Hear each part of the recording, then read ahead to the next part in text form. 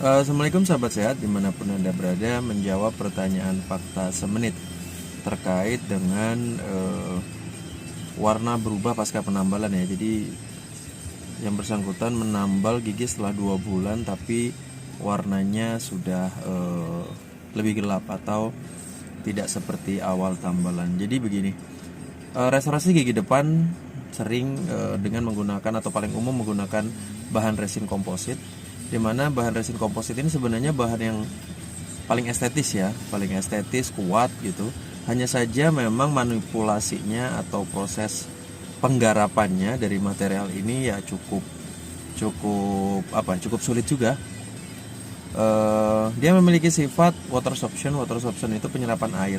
Jadi jenis resin komposit dengan bahan pengisi yang semakin kecil, misalkan di resin komposit kan ada yang makro, mikro, terus kemudian ada hybrid filler, ada sampai nano filler. Nah, semakin kecil bahan pengisinya itu memang dia water sorptionnya akan semakin kecil juga. Tapi kalau semakin besar bahan pengisinya, maka penyerapan air akan semakin besar.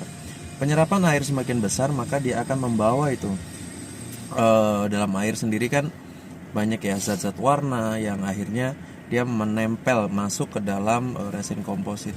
Yang kedua, pada proses finishing, penghalusan.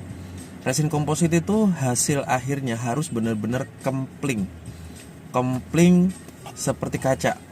Dengan seperti itu dia sangat halus sehingga makanan atau sisa makanan maupun zat warna dari makanan dia tidak nempel di permukaan. Kalaupun dia nempel di permukaan, dia akan mudah hilang dengan terbilas ketika kita habis makan, misalkan dengan minum kayak gitu aja dia mudah terbilas, ataupun melalui self cleansing dari air ludah dia sudah akan terbilas sehingga warnanya cukup stabil.